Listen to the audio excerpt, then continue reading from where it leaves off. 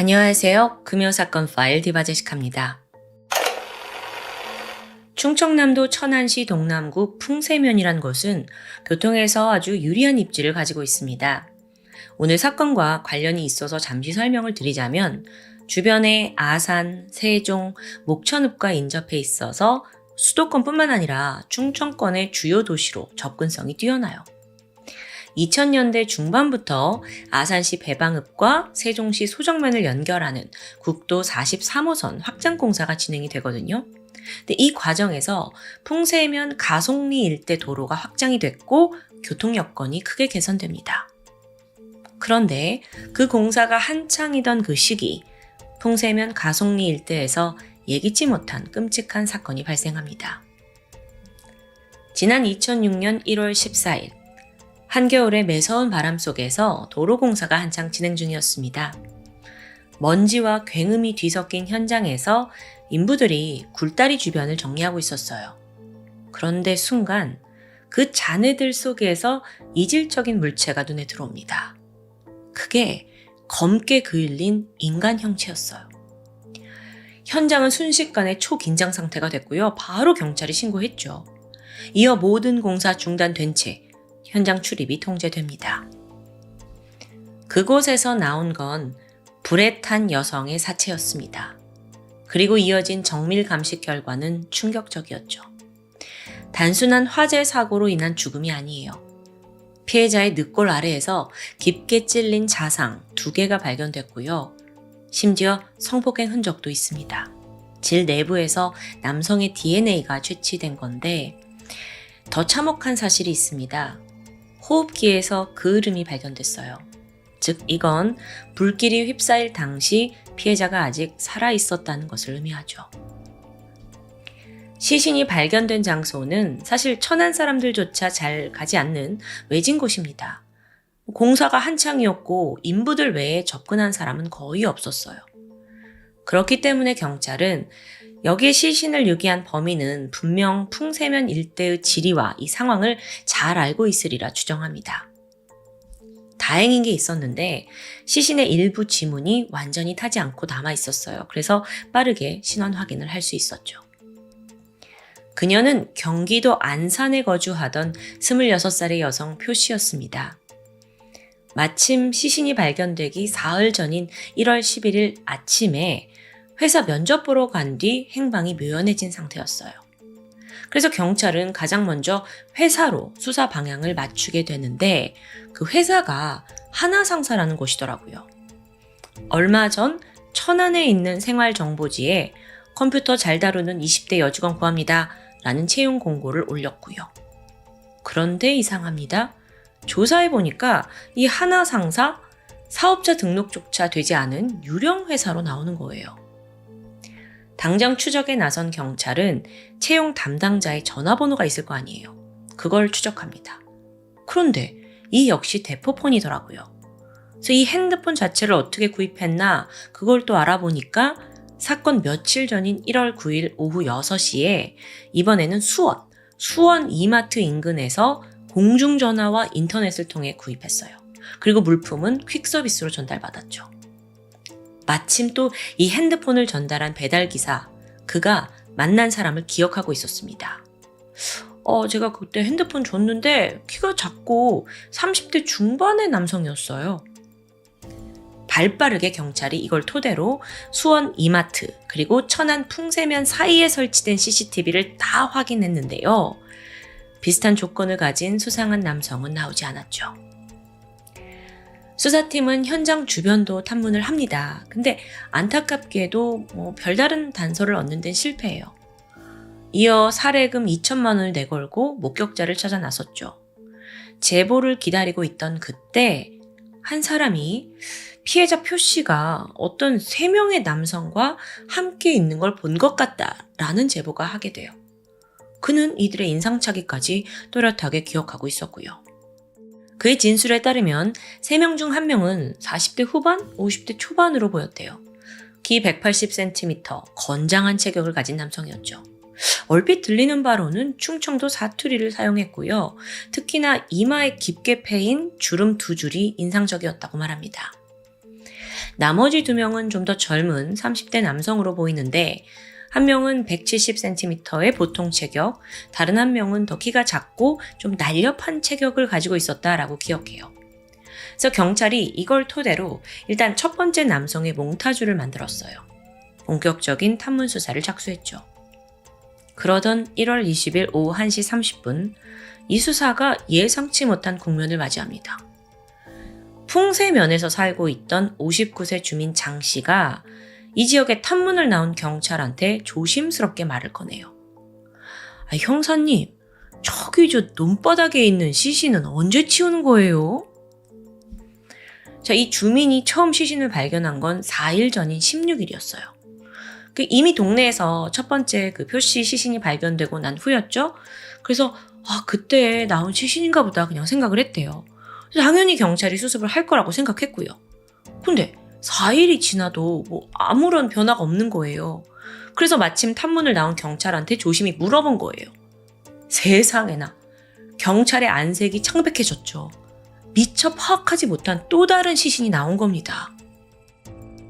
심지어 그 시신은요, 표씨의 시신과 불과 50m 떨어진 곳에 있었습니다. 비닐하우스에서 사용하는 보온포에 덮여 있었고 코와 입, 양손에 박스테이프가 칭칭 감긴 채 목이 졸린 흔적이 여실했죠. 아니 50m 떨어진 곳에 있었는데 이걸 어떻게 이제야 발견하죠? 앞서 현장 조사도 분명 했다며요. 어쨌든 지문 조회를 해보니 피해자는 인천 고시원에서 생활하던 26살의 여성 송 씨였어요. 자, 이번엔 또 인천에 살던 여성입니다.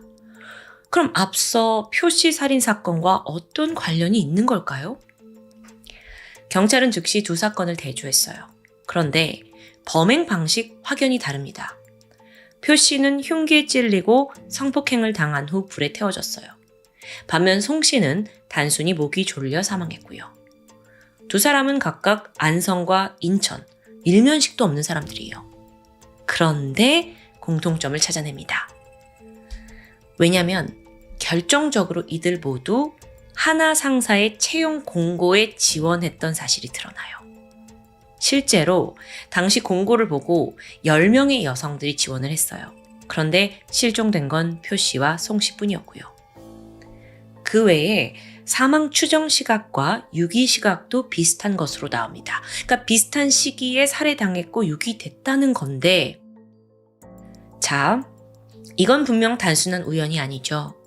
특정 연령대의 여성을 겨냥한 어떤 계획 범죄로 추정이 됩니다. 그리고 당연히 가장 유력한 용의자는 그 하나 상사의 채용 담당자일 거예요. 그런데 여러분, 곧이어서 또다시 경찰도 예상치 못한 문제가 발생합니다. 이 두 사건이 언론에 빠르게 퍼져나간 거예요. 특히나 천안판 살인의 추억이다 라는 아주 자극적인 타이틀로 무분별하게 기사가 쏟아져 나온 거예요.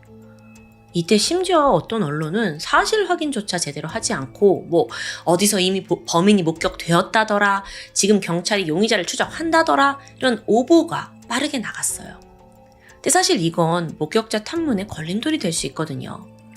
그래서 사건을 담당했던 충남경찰청의 광역수사대가 언론에 왜 이러냐고 강한 불만을 토로했고요. 결국엔 논란 끝에 2월 6일 날 이 수사권이 천안경찰청으로 이전됩니다. 그러면 사실 전면 재수사를 의미하는 거죠. 자, 어쨌든 간 이런 해프닝을 거치고 나서 다음 수사팀은 모든 단서를 재검토했고 범인의 발자취를 추적해요. 그러는 와중에 3개월이라는 시간이 지나게 되죠. 치열한 수사 끝에 다행히 아주 중요한 단서가 확보됩니다. 1월 10일 오전 11시 피해자 표 씨가 천안 이마트 주차장에서 어떤 차에 올라타는 모습이 찍힌 CCTV가 나온 거예요. 확인해보니까 이 차가 렌터카야. 근데 화질이 좋지 않아서 번호판을 알아낼 수는 없었습니다. 근데 단서는 이뿐만이 아니었죠. 또 다른 피해자 송 씨 기억하시죠? 이 송 씨의 금융기록에서 같은 날 1월 12일 국민은행 카드로 대출을 시도한 정황이 드러납니다. 그런데 당시 은행 상담을 한 그 통화 내역에 남성의 목소리가 녹음되어 있어요. 그러면서도 또 뭐 다른 사채 회사에 신용 대출을 할 수 있냐 문의가 데려왔는데 이것도 뭐 전혀 사건과 무관한 다른 사람 이름을 도용했더라고요. 근데 문제는 이 은행과 사채 회사 두 곳에서 남겨져 있는 음성이 동일 남성이었다는 겁니다. 자, 뭔가 지금 범인으로 추정된 사람이 전화를 통해서 막 대출을 받으려고 했던 정황이죠. 그래서 경찰이 바로 풍세면 일대의 통신 기록을 전부 확보해요. 근데 그게 마리조아 통신 기록이지 그 일대에서 통화한 거 모두 다 추적한 거예요. 그게 무려 72만 건입니다. 뿐만 아니라 렌터카 대여 기록을 하나하나 조사했고 이 두 개의 내역을 토대로 총 하나, 둘, 셋, 넷, 다섯 명의 용의자를 추려내기까지 하죠. 근데 여러분 이게 말로 설명하면 뭔가 쉬운 것 같지만 사실 경찰로서는 정말 방대한 자료를 검토한 겁니다. 어쨌든 그렇게 집중 추격을 한 끝에 유력 용의자 한 명이 떠올라요. 그는 바로 34살의 남성 명병석이었죠. 기록을 보니까 1월 10일 인천 부평에서 렌터카 빌렸고요. 또 결정적으로 은행에 남아있는 그 목소리와 유사해요. 그래서 경찰이 얘 지금 어디 살고 있나 봤어요. 거주지가 이번에 또 경기도 시흥이더라고요. 고시원이요. 바로 잠복에 나섰죠. 그런데 며칠이 지나도 얘가 나타나질 않는 거예요. 보니까 주민들도 얼마 전부터 집에 들어오지 않는 것 같대요. 어라? 얘가 사건을 저지르고 돌연 행방이 묘연해졌다? 근데 만약에 그가 범인이라면 또 돈을 목적으로였다면 사건을 저지르고 나서 가만히 있었을까? 또 다른 범죄를 저지른 건 아닐까? 이렇게 경찰이 조심스럽게 예측을 합니다. 그래서 바로 범죄 그 분석 시스템에다가 명병석 조회를 했죠. 와, 예상이 적중했어요. 이미 명병석이 인천 남동경찰서에 강도 및 강간 미수 혐의로 구속되어 있더라고요. 자, 얘는 왜 그럼 구속이 되었느냐 자세히 알아보면 얼마 전인 4월 10일입니다. 인천의 생활정보지를 뒤적이면서 새로운 표적을 물색하고 있었어요. 그러던 중에 29살의 여성 박 씨가 딸의 과외 선생을 구한다라는 공고를 내게 되는데 명병석이 바로 전화를 건 거예요. 이틀 뒤인 4월 12일 인천시청역에서 만나자 약속을 잡았습니다. 그리고 그날이 되자 명병석은 박 씨한테 뭐라고 했냐면 내가 그럼 무료로 수업 시연을 해주겠다 라면서 자연스럽게 그녀를 차에 태웠죠. 하지만 차가 향한 곳은 미리 물색해둔 인적이 드문 곳이었습니다. 거기에 도착하자 그는 본색을 드러냈고 박 씨를 협박합니다. 이때 가지고 있던 현금 54만 원을 빼앗았고요. 성폭행을 시도하게 돼요. 하지만 박 씨가 죽으림을 다해 저항을 하면서 일이 좀 뜻대로 되지 않았어요. 게다가 마침 이때 뒤쪽에서 택시가 다가옵니다. 그래서 이걸 눈치챈 피해자 박 씨가 필사적으로 문을 열고 도망쳐요. 그리고 택시 쪽으로 가서 살려주세요, 살려주세요 절규를 했죠.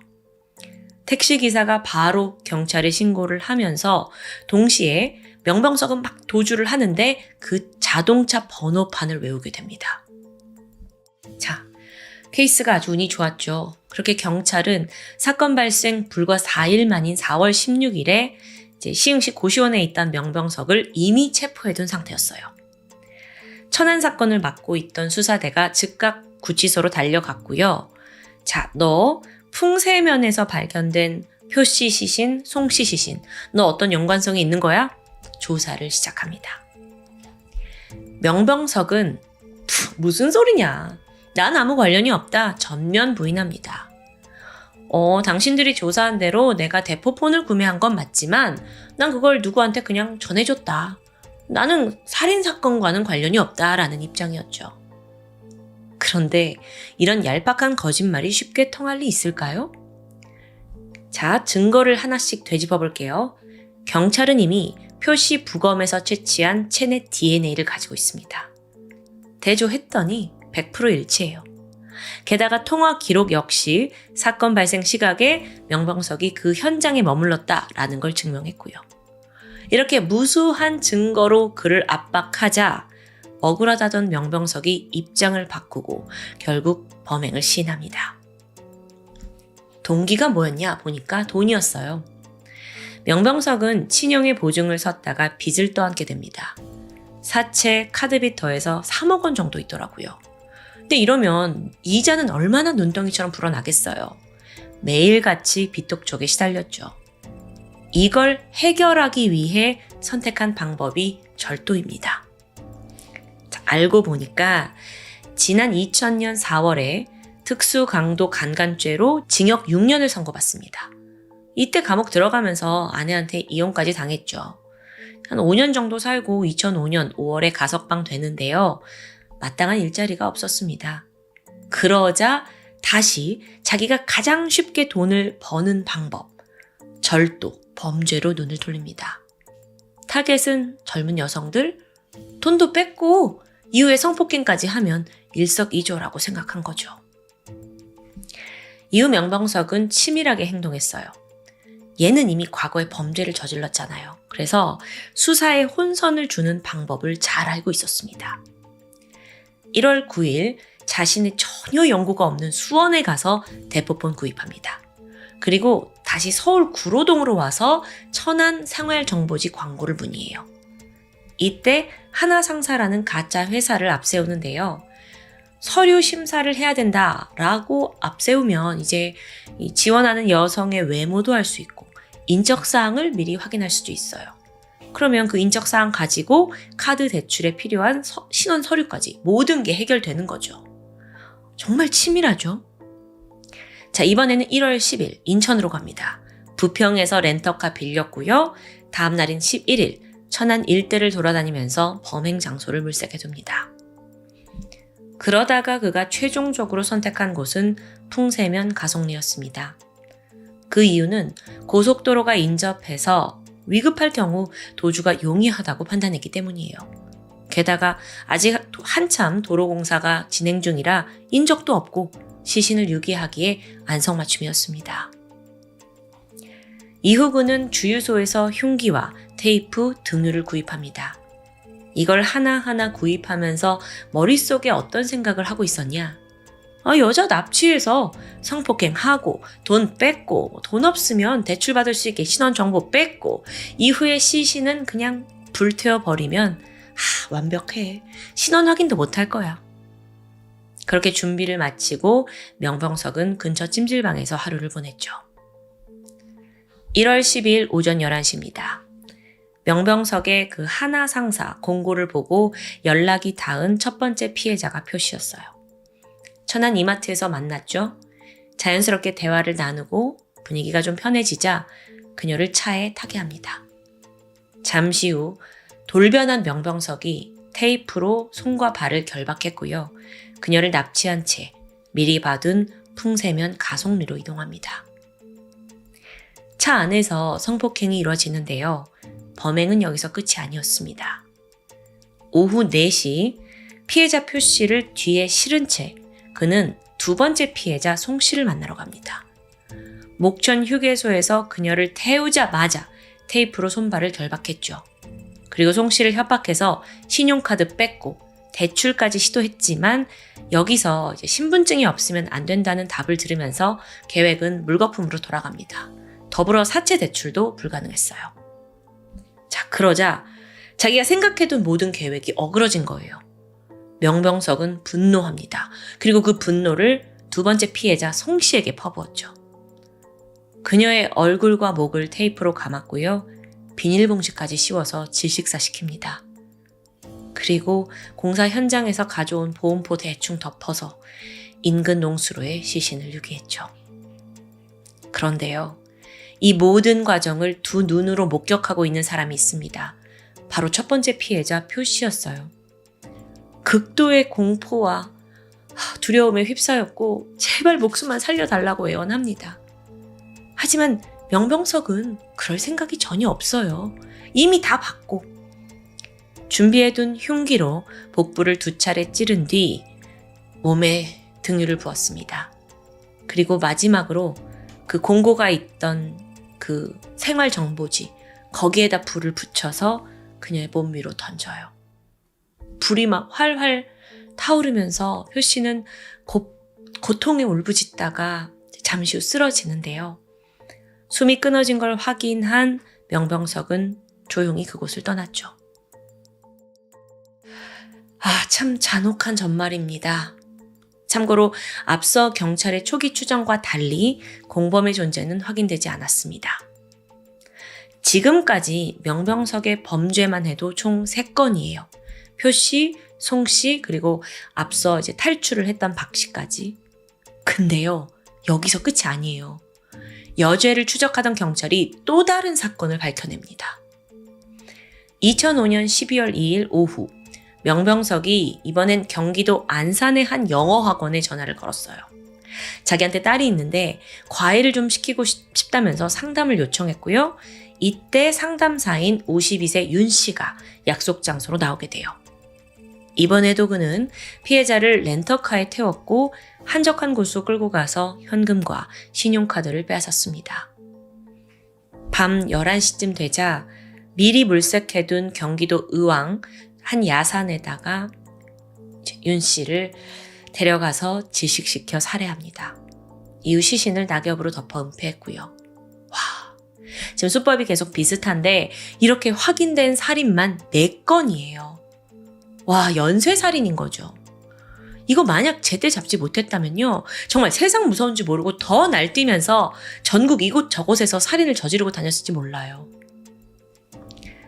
최종적으로 재판부는 명병석, 너는 사회로부터 영원히 격리해야 돼 라는 판단을 내렸고 무기징역을 선고합니다.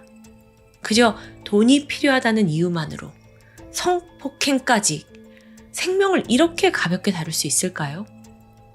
명병석의 범행은 철저히 계산된 범죄였고 또 극단적으로 왜곡된 분노의 발산이었습니다. 하지만 이런 잔혹함에도 불구하고 사실 여러분 별로 이 사건에 대해 들어본 적 없으실 거예요. 왜 그랬냐면 비슷한 시기 천안에서 4인조 연쇄 살인마 집단이 등장했어요. 그렇다 보니까 시선을 뺏기고 세간의 관심에서 멀어졌던 거죠. 하지만 세상에 잊혀도 좋은 범죄는 없습니다. 무고한 사람들의 생명을 빼앗은 범죄자들은 계속해서 기억되고 비난받아 마땅하다고 생각합니다. 그렇기에 오늘 다루게 된 거고요. 지금까지 금요사건 파일 디바제시카였습니다. 안녕하세요. 금요사건 파일 디바제시카입니다. 2005년 11월 19일 오후 4시 충청남도 천안의 경찰서로 중년 여성의 다급한 신고가 걸려왔습니다. 저희 남편이 전날 밤에 회식을 갔는데 지금껏 연락이 닿질 않아요. 실종자는 52살의 김 씨였는데요. 당시 그는 충남 모 대학 천안 캠퍼스에서 격리부장으로 일하고 있었습니다. 전날인 18일 날 퇴근 후에 동료들과 천안 시내에서 회식을 가졌고요. 술자리가 이어졌죠. 아내는 밤 늦도록 남편의 퇴근을 기다리고 있던 중이었는데 밤 10시 30분 전화가 걸려왔습니다. 남편이었어요. 여보, 난데 동료 한 명이 너무 취했어. 집에 혼자 보낼 수가 없어서 찜질방에서 같이 자고 내일 집에 갈게.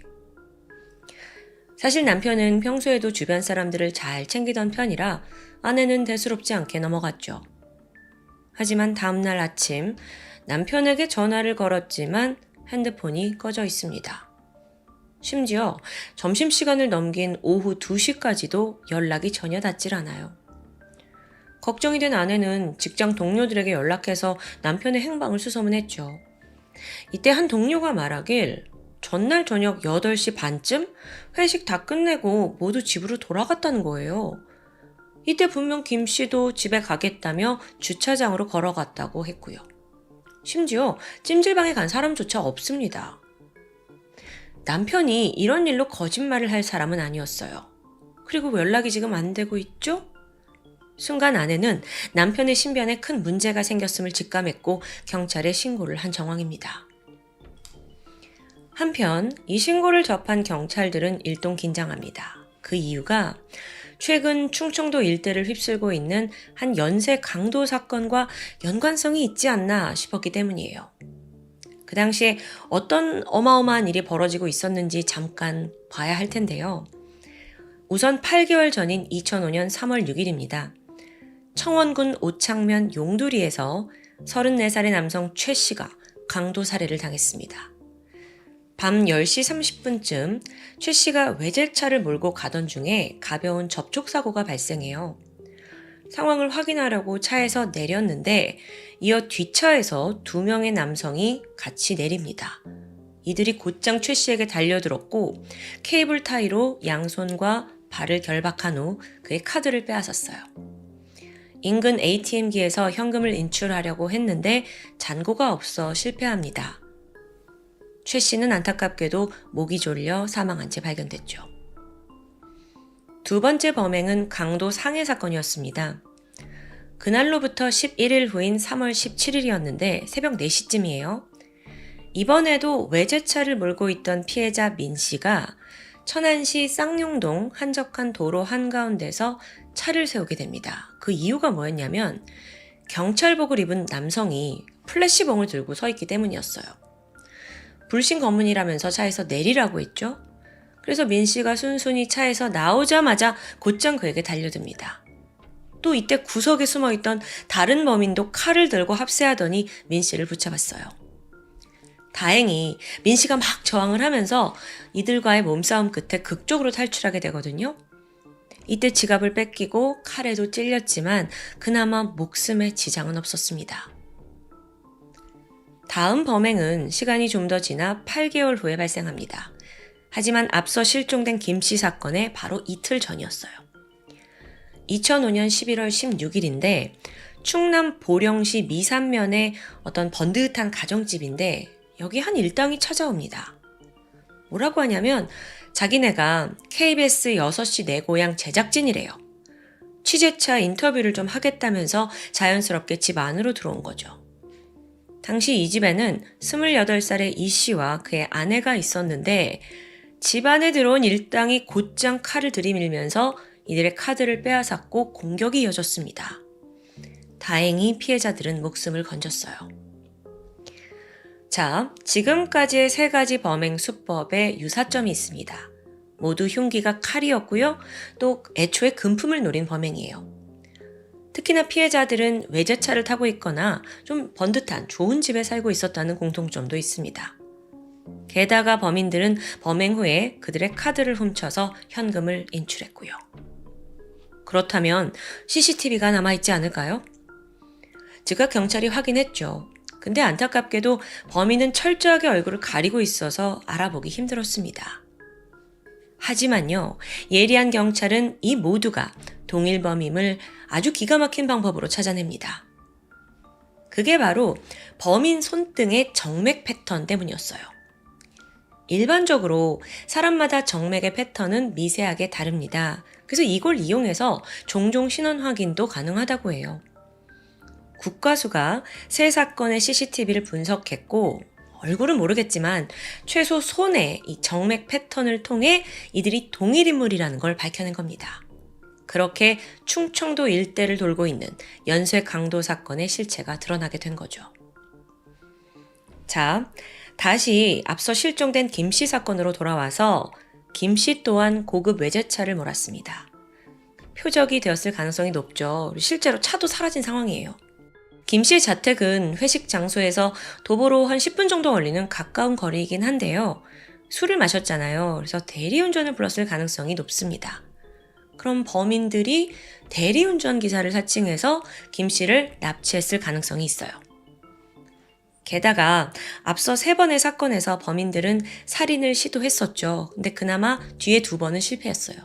그러니까 김 씨 또한 지금 어떤 위협이 가해졌을 수 있습니다. 한시가 급한 상황이에요. 경찰은 그가 납치되었을 것으로 추정되는 회식 끝난 직후 8시 반부터 밤 10시 사이를 중심으로 인근에서 탐문 수사를 진행합니다. 하지만 목격자가 나오지 않아요. 당시 2005년 CCTV나 블랙박스가 주변에 잘 없으니까 흔적을 발견할 수 없었던 거예요. 앞서 연쇄 사건에서 범인들은 항상 피해자의 카드를 뺏어서 사용했어요. 근데 그때까지만 해도 지금 실종된 김 씨의 카드가 쓰인 흔적은 없었거든요.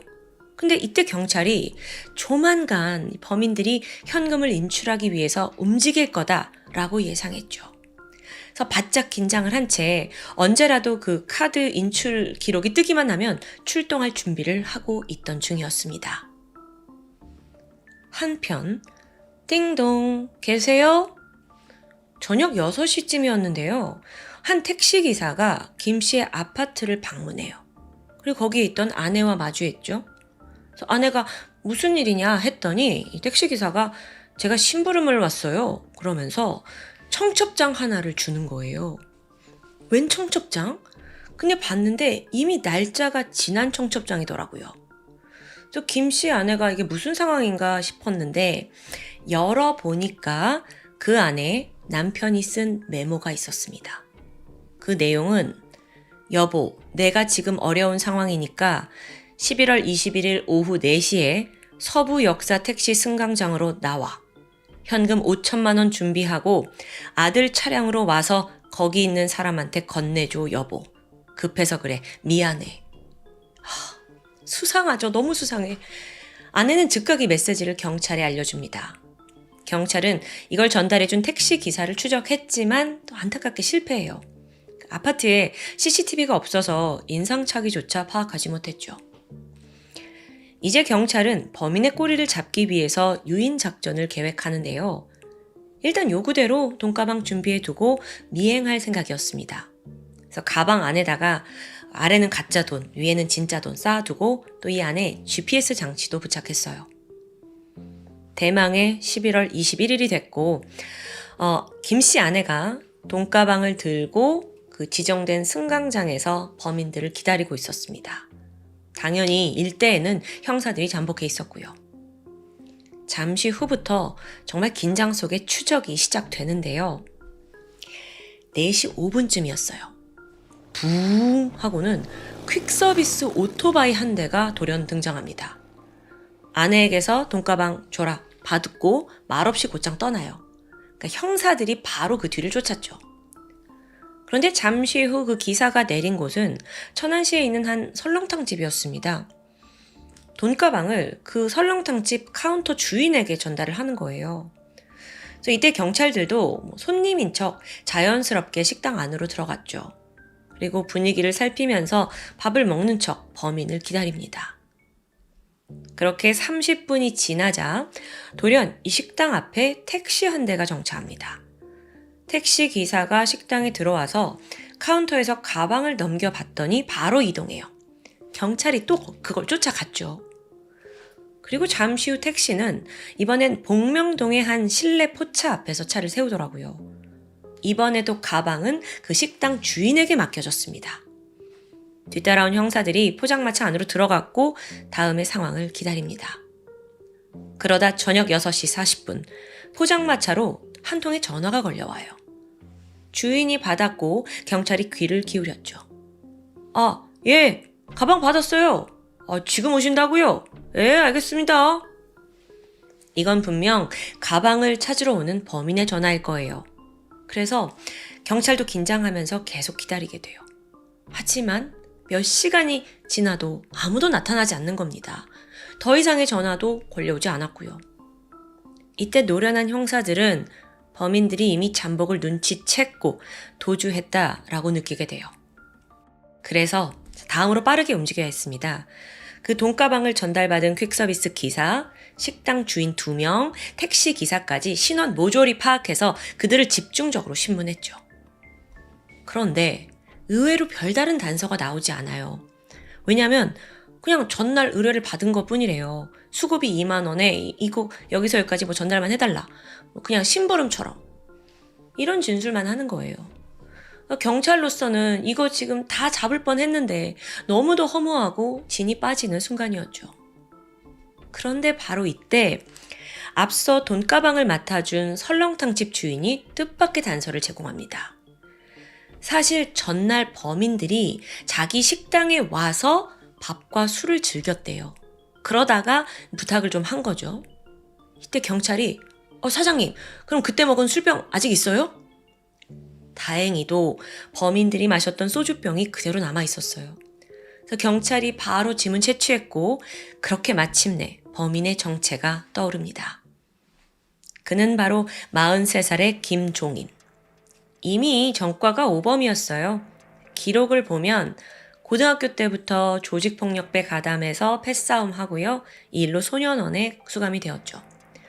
성인이 된 후에도 강도 혐의로 여러 차례 체포된 데다가 심지어 경찰한테 흉기를 휘둘러서 상해치사 복역도 있습니다. 자, 그렇게 정체가 밝혀지니까 이제 김종인을 찾아내면 될 텐데 또 문제가 있습니다.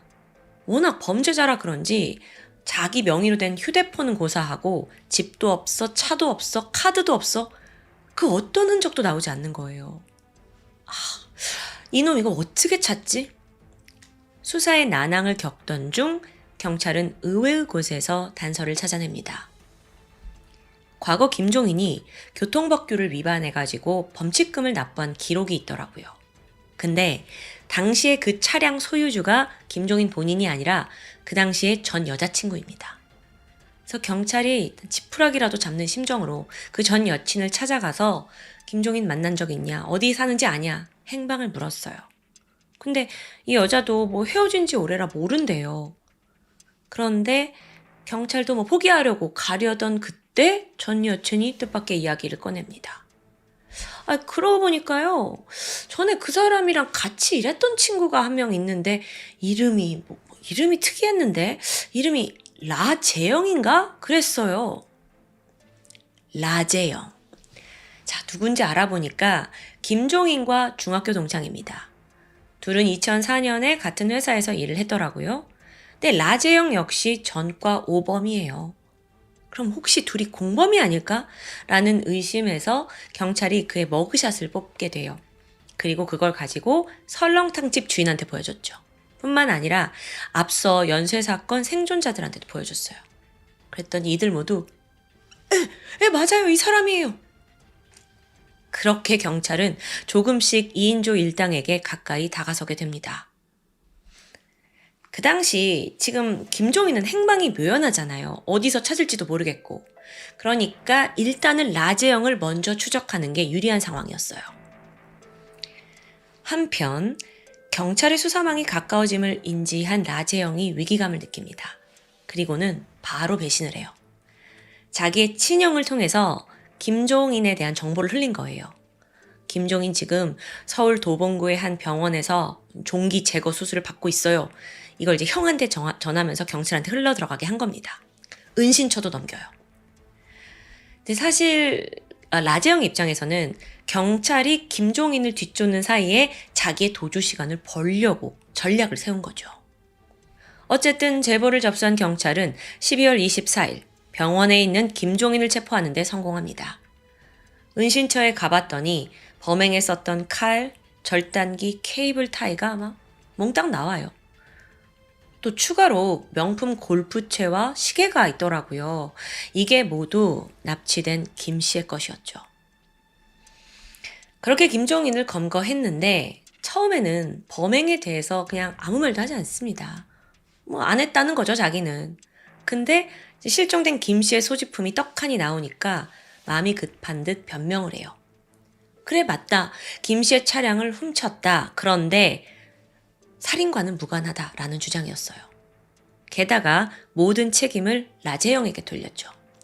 라재영이 김 씨를 살해한 후 충청남도 아산시 수로에 시신을 유기했다라는 사실을 털어놓습니다. 즉각 경찰이 그곳으로 달려갔고 해당 수로에서 실종됐던 김 씨의 시신을 발견합니다. 시신은 얼굴과 오른쪽 팔이 심각하게 훼손되어 있었어요. 또 양손과 발목에 결박당한 흔적과 함께 목을 졸린 흔적도 선명히 남아 있었죠. 이렇게 어쨌든 정리를 해보면 김종인은 모든 죄를 라재영에게 떠넘겼잖아요. 그리고 시신의 위치도 말했고, 근데 그 다음부터는 그냥 묵비권을 행사합니다. 아주 비겁한 행태예요. 자, 지금 경찰 입장으로는 이 사건의 진상을 파악하기 위해서는 반드시 라재영을 검거해야만 했는데요. 한편 여유롭게 시간을 벌어서 도주한 라재영은 그때부터 완전히 행적을 감추고 말았습니다. 생활 반응 전혀 포착되지 않아요. 근데 경찰로서는 분명 어떤 꼬리가 있을 텐데 끝까지 매달렸죠.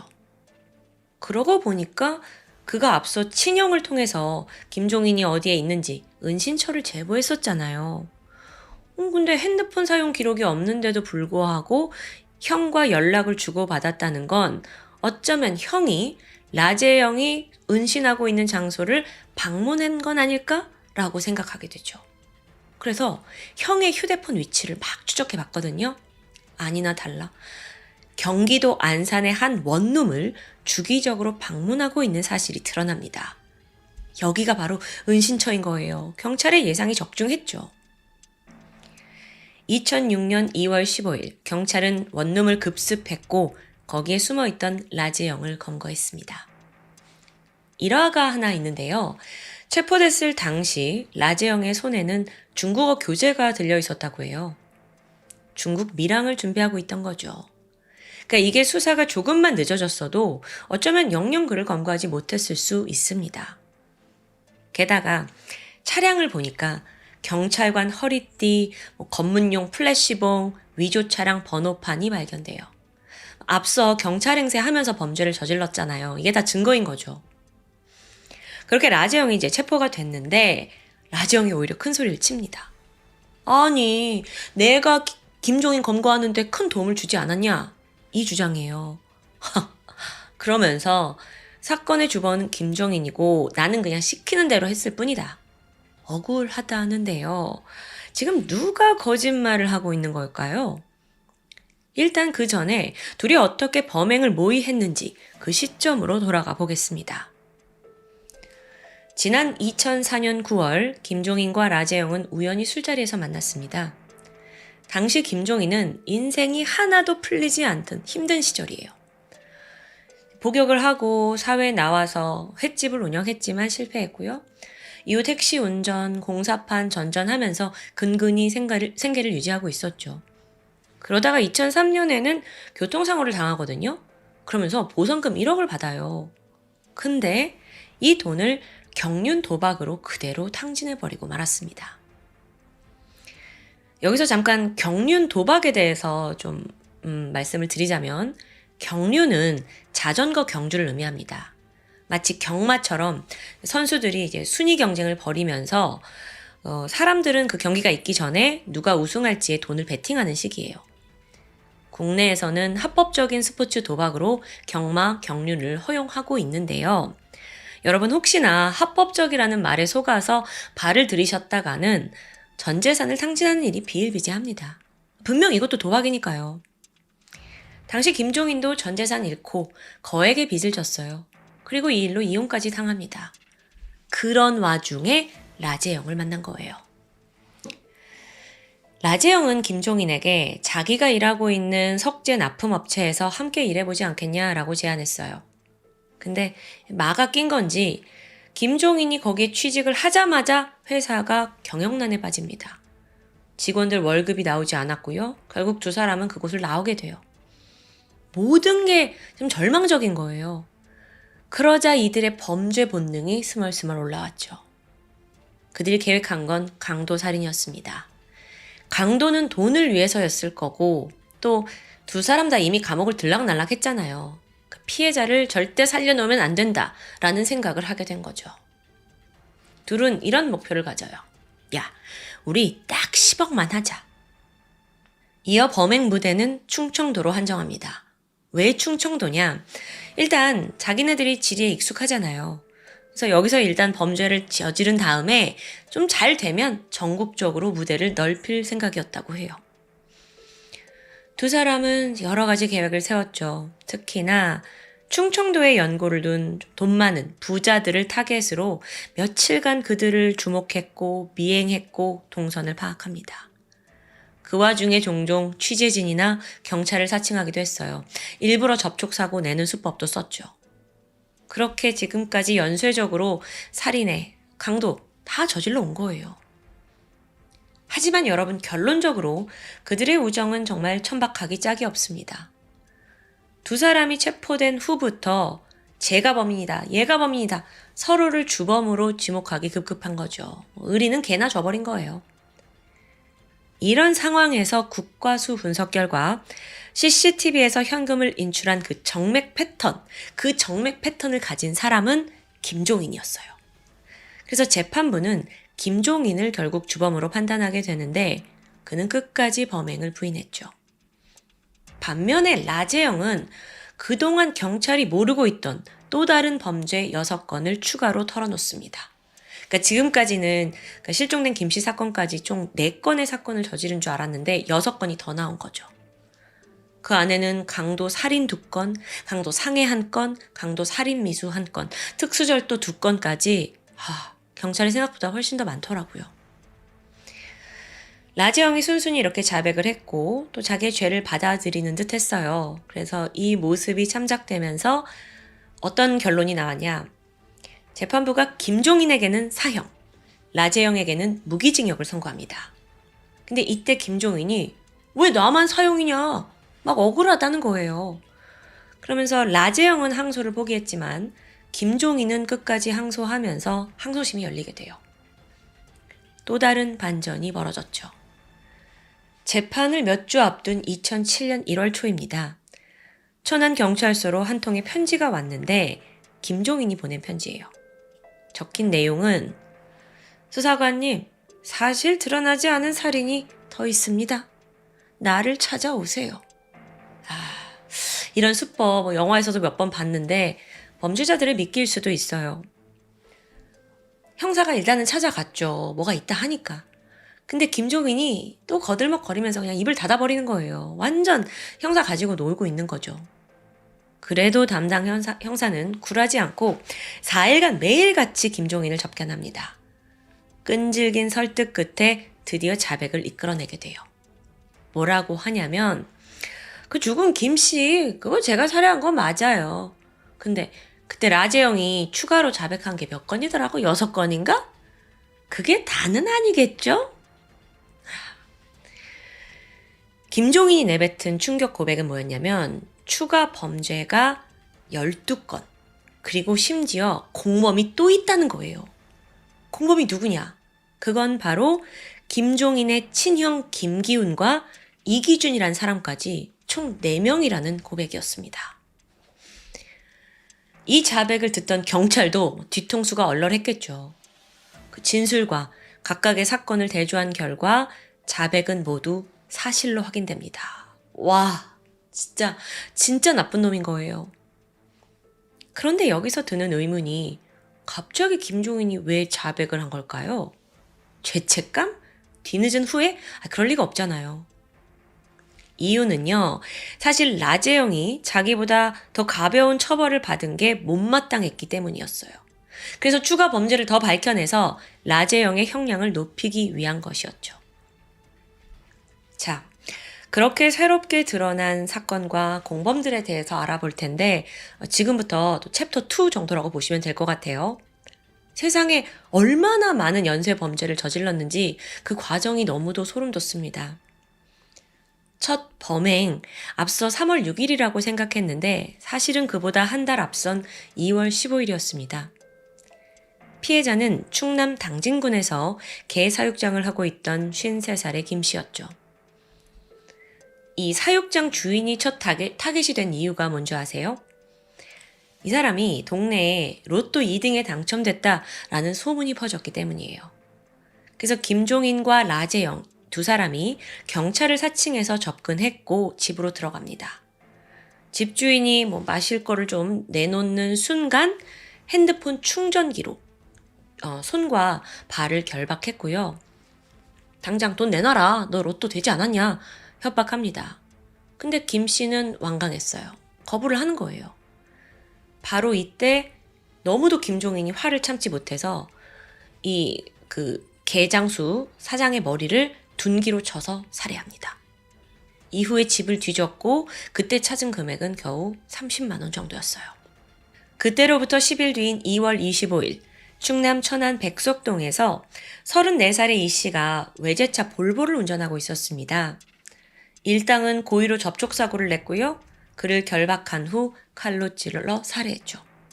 근데 이 사람의 지갑을 딱 열어보니까 현금 4만 원이 들어있어요.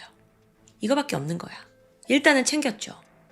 그리고 이어서 3월에는 앞서 이야기한 연쇄 강도 사건 2건이 계속 발생했습니다. 근데 지금까지를 좀 보면 이들의 원래 목적은 강도잖아요. 그리고 목표는 10억입니다. 근데 범인들 입장에서는 손에 쥔 것도 별로 없고 결과가 만족스럽지 않아요. 그래서 이후에 몇 달간 두 사람은 계획을 잠시 변경하게 되는데요. 충청도를 벗어나서 더 부유한 사람들이 많은 서울과 경기도로 가서 범행을 지속한 거예요.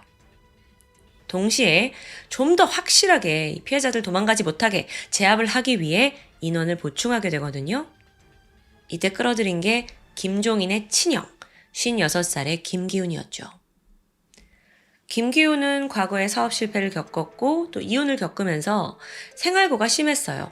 그로 인해 두 딸마저 입양을 보내야 했고요. 그런 와중에 동생이 와서 형, 한탕 해서 우리 큰돈 벌자!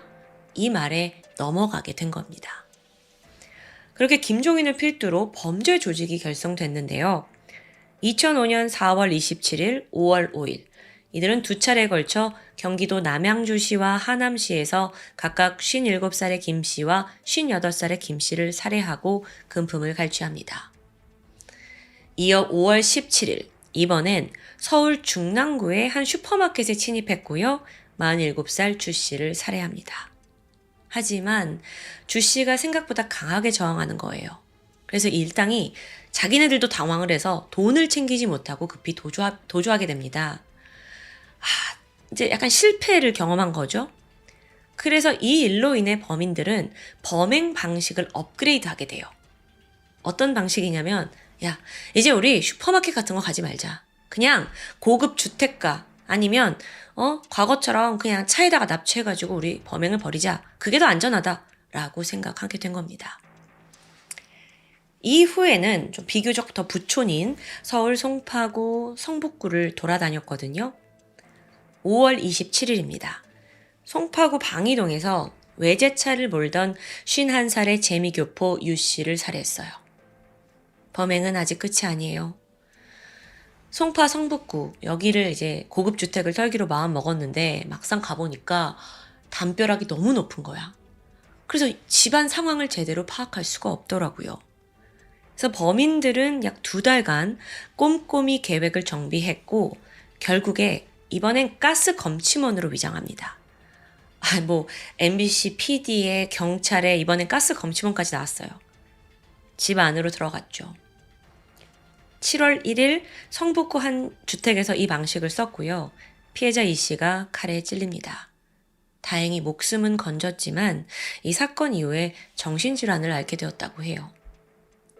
이어 7월 17일, 지금 고작 16일밖에 지나지 않았는데요. 이번엔 송파구 석촌동의 고급 주택에 들어가서 58살의 최 씨를 또 살해합니다. 이어 그의 카드를 이용해서 현금 280만 원을 인출했죠. 이 사건까지가 형 김기훈의 마지막 범행이었습니다. 왜냐하면 마침 이때 전립선 암을 진단받고 치료를 받기 위해서 조직에서 빠지게 돼요. 이로 인해 4달간 범행은 중단되었고요. 그런데 얼마 후 라제형이 새 멤버를 충원하게 됩니다. 공사장에서 알게 된 53살의 이기준이었는데 다시 3인조가 결성된 거죠. 그러면서 새롭게 역할을 분담해요. 동시에 자기들한테 좀 더 익숙한 충청남도로 돌아갔고요. 앞서 언급한 보령시 살인미수 사건, 김씨 살인사건을 저질렀던 겁니다. 이해가 되시죠? 전체적으로. 나중에 보니까요. 오늘 영상 가장 맨 처음에 등장한 김씨. 김씨를 살해한 11월 18일부터 김종인이 체포된 12월 24일까지 거의 한 달 정도의 시간인데 이때 살인미수, 인질강도, 특수상해까지 총 3건의 범행을 더 저질렀더라고요. 아니 이걸 경찰이 다 몰랐다는 것도 충격이고 그렇게 사회 어딘가에서 이런 악한 범죄가 계속 벌어지고 있다는 게 좀 너무 소름 돋아요. 최종적으로 이들이 저지른 범죄를 정리해보면 살인이 9건, 인질강도 1건, 강도상해 2건, 강도미수 1건, 특수절도 1건, 총 18건입니다. 10개월이라는 시간 동안 죽은 사람이 9명이에요. 그런데 여기서 또 한 가지 의문점이 들었죠. 범행을 계속 해왔는데 실제 범인들이 뺏은 현금 다 합쳐보면요. 고작 한 1,000만 원 정도에 불과했어요. 그러니까 이들의 규모에 비해서는 좀 상대적으로 적은 금액인 거예요. 아니, 그렇게 계속 실패를 했는데도 왜 이들은 범행을 멈추지 않았을까요? 그리고 왜 살인을 계속했을까요? 이 질문에 한 전문가가 소름 돋는 답변을 내놓게 되는데, 한 번, 두 번, 세 번, 시간이 갈수록 이들이 살인 자체를 즐겼던 것 같습니다. 라고 분석하게 돼요. 와, 그러니까 살인도 그들에게 좀 익숙해진 것 같아요. 최종적으로 모든 추가 자백이 나온 이후 주범 김종인은 여전히 사형, 또 라재영과 김기훈, 그 형 김기훈은 무기징역, 마지막으로 추가된 이기준은 징역 7년을 선고받게 됩니다. 뭐 어쨌든 간에 김종인이 여전히 제일 센 선고를 받았던 거죠. 근데 여러분, 마지막 반전이 또 있습니다. 2007년 2월 25일이었는데 감옥에 있던 김종인이 나의 죄를 용서해달라 라는 유서를 남기고 극단적인 선택을 하게 돼요. 병원으로 옮기긴 했지만 3월 3일 뇌사 판정을 받습니다. 그런데 또 여기서 평소 그가 장기 기증 의사를 밝혔다고 해요. 결국 그는 뇌사 상태다 보니까 장기를 기증한 후 사망 처리되었죠. 천안 연쇄 살인 사건, 이렇게 일단락되는 듯 했습니다. 하지만 여전히 풀리지 않는 의문이 남아있어요. 사실 김종인이 추가 살인을 자백했잖아요. 근데 그때 담당 형사한테 자기가 털어놓을 이야기가 더 있다고 했었거든요. 그러면서 재판이 다 끝난 후에 나를 찾아와라 라고 말했었는데 그 진실을 묻은 채 죽음을 맞이하게 된 겁니다. 과연 그가 아직 말하지 못한 건 무엇이었을까요? 현재까지 추가로 밝혀진 범행은 없습니다. 사건은 마무리됐지만 어째서인지 여전히 찝찝함이 남는 천안 연쇄 살인 사건. 여러분은 어떻게 생각하시나요? 지금까지 금요사건 파일 디바제시카였습니다.